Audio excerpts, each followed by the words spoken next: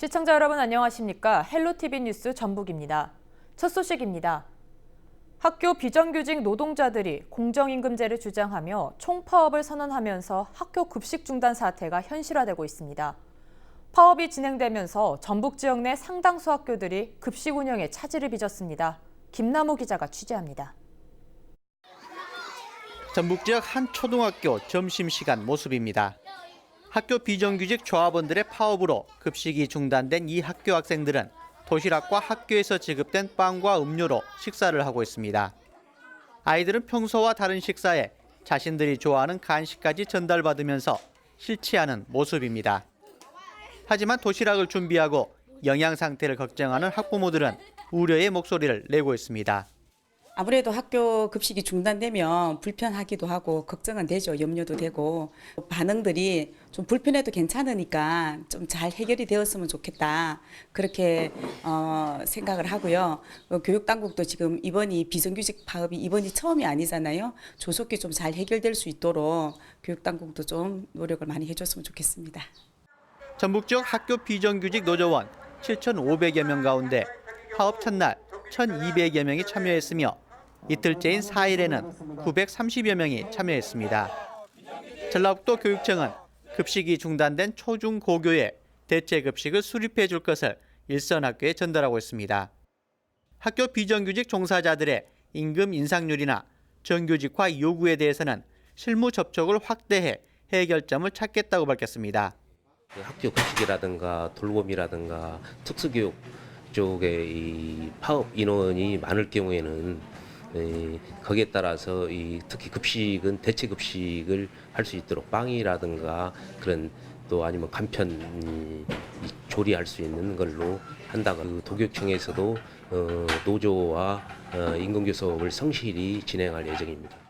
파업 이틀째를 맞아 급식이 중단된 학교 수는 전북 지역에서만 138개교. 학부모들은 파업이 종료된 뒤에 빠른 시일 내에 교육 정상화가 이루어질 수 있기를 호소하고 있습니다. 헬로티비 뉴스 김나호입니다. 김제시는 민선 7기 1년 성과와 전망에서 계층과 세대를 초월한 양질의 김제형 일자리 2,600여 개를 창출했다고 자평했습니다. 박준배 시장이 공약한 일자리 3,000개 가운데 벌써 89%를 채운 수치입니다. 어떻게 가능했던 걸까요? 정명기 기자입니다. 김제시 성덕면의 한 마을에 관. 마을 환경을 관리하는 이른바 마을 환경 지킴이를 찾아 나섰습니다. 마을 환경 지킴이라고 계신다는데 마을에 한 분씩 계신다고 하는데 어느 동네 와까지 그래요? 김제 지역 대부분 마을에 한 분씩 활동하고 있습니다. 부장님이 아닐까? 아 그래 잘 모르시나요? 예. 잘 모르겠는데. 예. 김제시는 65살 이상 어르신을 뽑아 분리수거대와 같은 환경 기초시설을 관리하고 쓰레기 투기 등을 계도하는 업무를 맡겼습니다. 올해 19억 원에 가까운 김제시 자체 예산을 들여 어르신 701명의 복지성 단기 일자리를 마련한 겁니다. 이 밖에도 노인 사회활동 지원 사업 등 단기 알바성 일자리는 민선 7기 들어 1,800여 명에 이릅니다. 9개월, 내일 9개월. 네, 3월에서 11월까지. 김제시가 최근 발간한 직원 교육 자료입니다. 민선 7기 1년 성과와 전망을 담은 책자엔 무려 2,664명의 일자리를 새로 만들었다고 홍보합니다. 박준배 시장이 공약한 일자리 3,000개 가운데 벌써 89%를 채운 셈입니다. 여기엔 정부 지원 아래 민선 7기 이전부터 이어가는 사업도 포함됐습니다. 일자리를 마을 환경 지킴이제 청년들의 아리아, 신중년 취업 지원 등을 실시하고 있습니다. 지난 시간 경제 도약을 위한 기반을 착실히 쌓아 올렸고 신성장 동력 산업을 창출해 지역 경제 대도약도 전망합니다. 그래놓고 박 시장은 시민이 체감할 수 있는 시기는 기약하지 못합니다. 경제 한국이라고 하지 않습니까? 이게 북한이 열리지 않으면 지금 한국 경제도 어려운 적이기 때문에 저도 이건 경제도약 노력은 하지만 체감을 언제 장담할지. 일련의 성과에 대한 기자들의 의문이 뒤따르자 박 시장의 해명이 이어집니다. 김재 씨는 계층과 세대를 초월한 양질의 김재형 일자리를 창출했다고 자평하고 있습니다. 헬로티비 뉴스 정명규입니다. 서남권 추모공원으로 향하는 도로 한편에 불법 폐기물이 방치돼 있습니다. 추모공원으로 오가는 하루 평균 300명 이상의 사람들은 그 폐기물 곁을 지나쳐야 하는데요. 자칫 정읍시의 이미지를 훼손할 수 있다는 우려도 나오고 있습니다. 스마트폰 출동 이진철 기자입니다.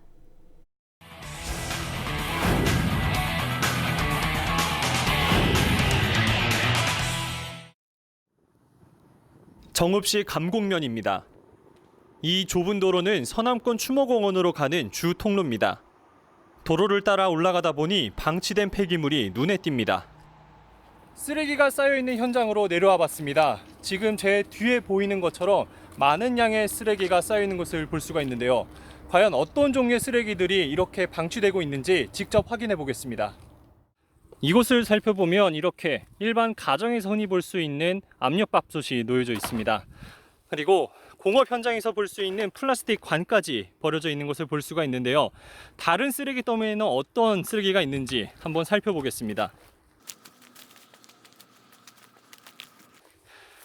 이곳에 보이는 쓰레기는 좀 특이합니다. 철사로 묶여져 있는 쓰레기가 다량으로 있는데요. 이쪽을 보시면은 종이컵과 플라스틱 병이 어떤 비닐 봉지에 쌓여져 있는 것을 볼 수가 있습니다. 이 쓰레기 더미가 있는 현장에 한 가지 특징이 있습니다. 바로 쓰레기 더미마다 덩쿨이 우거져 있는데요. 이 덩쿨이 우거진 것으로 봐서 이곳 쓰레기가 방치된 기간이 오래된 것을 짐작해 볼 수 있습니다. 인근에 사는 주민은 쓰레기가 방치된 지 오래됐다고 말했습니다. 얘가 와고 전에도 오기 전부터 저기 하고 이렇게 저기 하기도 보면 거기가 있더라고. 막 뭐 쓰레기도 아니고 뭐 또 뭐 플라스틱 종류 막 그런 거 막 그런 거 있어. 방치된 폐기물을 이 장소로 누가 가져다 놨는지는 불분명한 상황입니다. 폐기물을 관리하는 정읍시 해당 부서에 문의한 결과 시에서도 방치된 폐기물에 대해 처음 듣는 이야기라는 반응을 내놨습니다. 아니요, 저 이거 확인해봐야 될 것 같은데요. 지금 저 처음 듣는 내용이어가지고. 만약에 행위자가 있으면 행위자한테 처리명령 나가서 치우라고 하거든요. 정읍시는 취재가 시작되자 방치된 폐기물에 대해 알아보겠다고 밝혔습니다. 정읍 시민은 물론 타 지자체 시민까지 찾아오는 서남권 추모공원. 방치된 폐기물로 인해 정읍시에 대한 이미지 훼손에 대한 우려는 커져가고 있습니다. 헬로티비 뉴스 이진철입니다.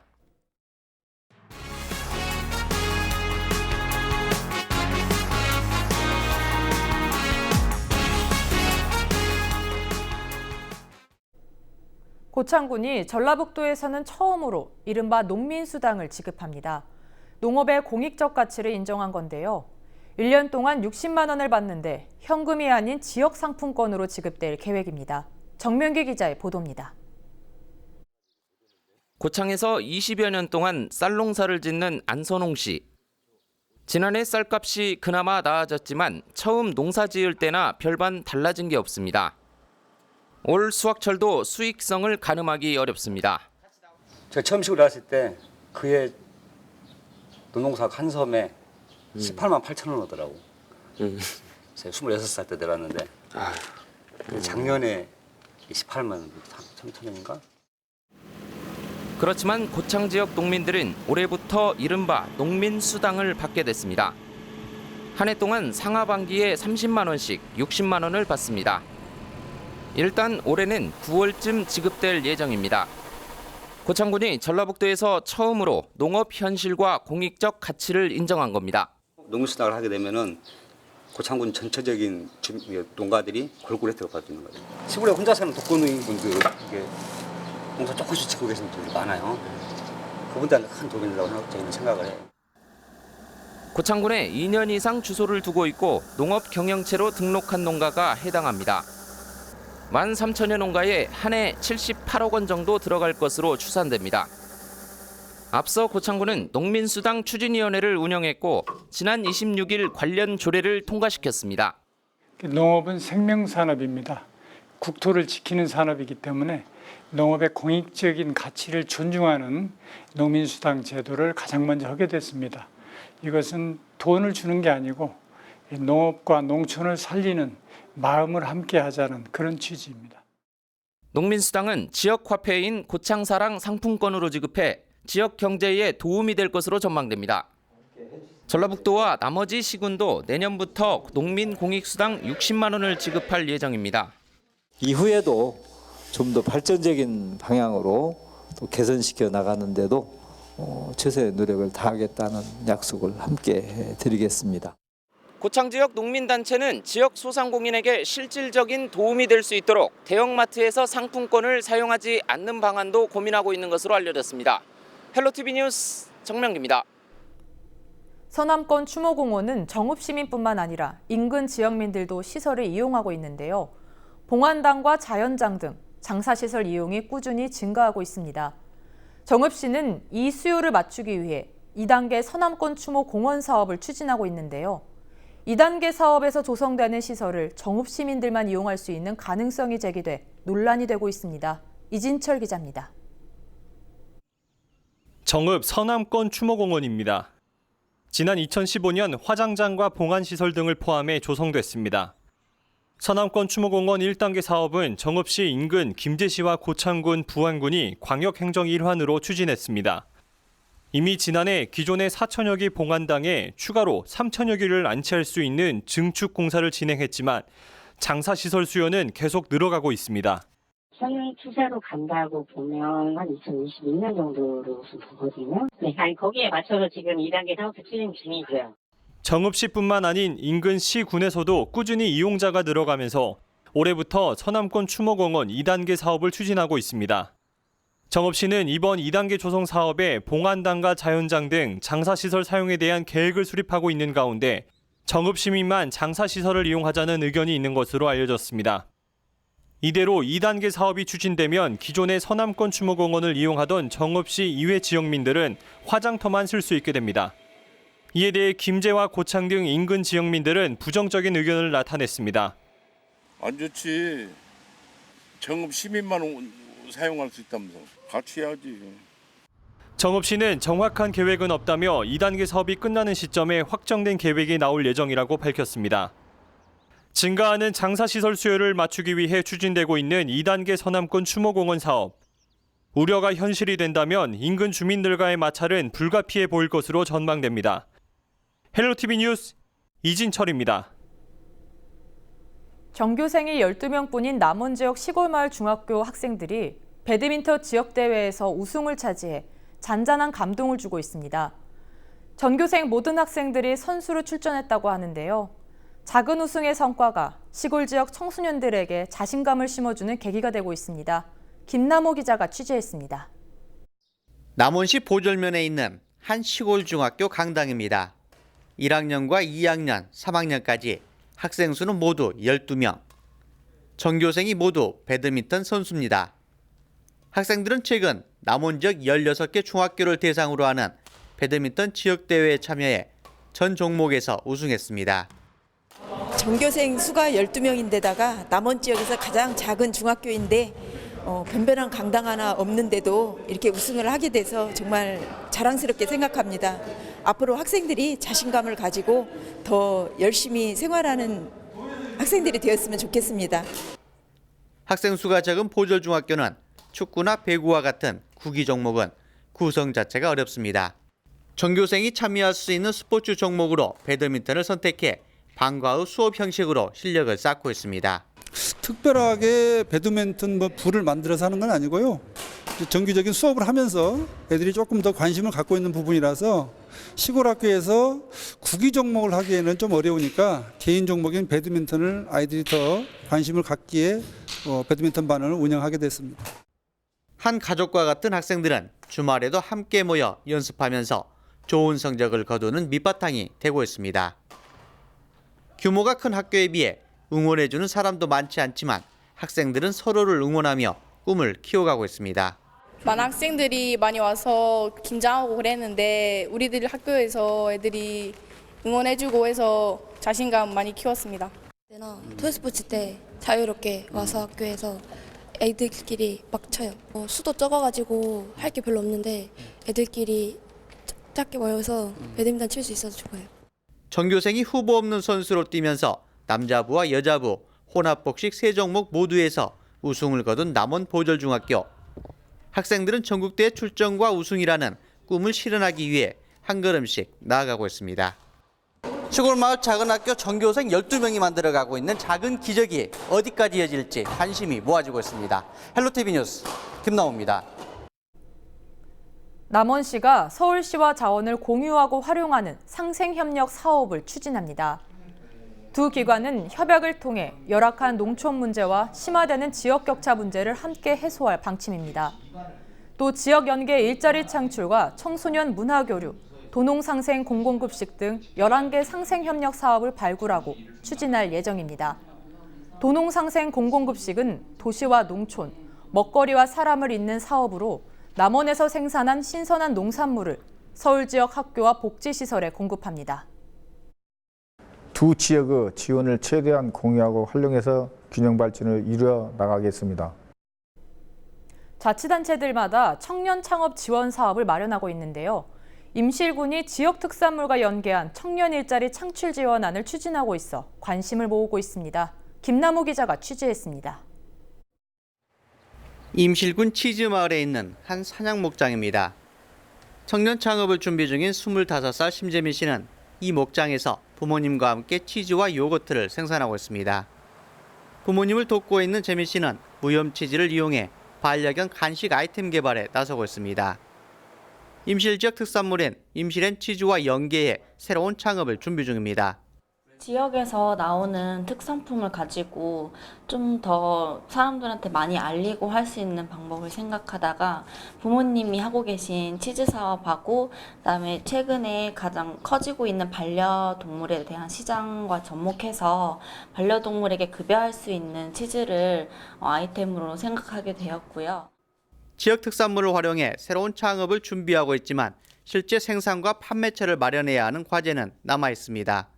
이런 좋은 제품은 많이 있지만 소비자들이 많이 알지 못하는 경우가 많기 때문에 그 부분에 대한 홍보 지원이 많이 이루어졌으면 좋겠다고 생각합니다. 청년 창업가들이 지역 특산물을 알릴 수 있는 사업 아이템을 발굴하고 있다는 소식이 알려지면서 임실군도 지원책 마련을 검토할 예정입니다. 청년 창업을 위한 정책을 다양하게 마련하고 있습니다. 특히 지역 특산품을 활용한 청년 창업인들을 위한 지원하는 지원책을 확대해 나갈 계획입니다. 미래 창업을 희망하는 청년들을 지원하겠다고 선언한 임실군. 청년 창업을 육성하면서 지역 특산품 판매도 확대할 수 있는 지원안이 마련될 수 있을지 관심이 모아지고 있습니다. 헬로티비 뉴스 김나옵니다. 갈수록 진화하는 보이스피싱, 즉 전화금융사기 피해를 막기 위해 금융감독원 전북지원과 전북지방경찰청, 전라북도청이 예방활동을 강화하기로 했습니다. 전라북도는 지난해 전북 지역의 보이스피싱 피해 금액과 건수가 전년보다 81%, 46%씩 각각 급증했다고 밝혔습니다. 이 같은 피해를 줄이기 위해 3개 기관은 전북 지역 주요 전광판에 피해 예방 영상물을 송출하는 등 지자체 홍보 채널을 활용하기로 했습니다. 또 각 읍면동 사무소를 통해 피해 예방 요령을 안내하고 지자체 인터넷 홈페이지와 SNS 등 온라인 채널을 통한 안내도 강화하기로 했습니다. 전라북도 환경청이 화학물질을 취급하는 사업장을 대상으로 화학물질 통계조사에 나섭니다. 이번 조사는 전라북도에 있는 19개 업종 2,628개 사업장을 대상으로 실시됩니다. 전라북도는 이번 조사를 통해 국가의 화학물질 통계를 촘촘히 확보하고 화학물질 취급 실태를 파악해 화학사고 대응과 예방, 사업장 안전관리 정보 등을 위한 기초자료로 활용할 예정입니다.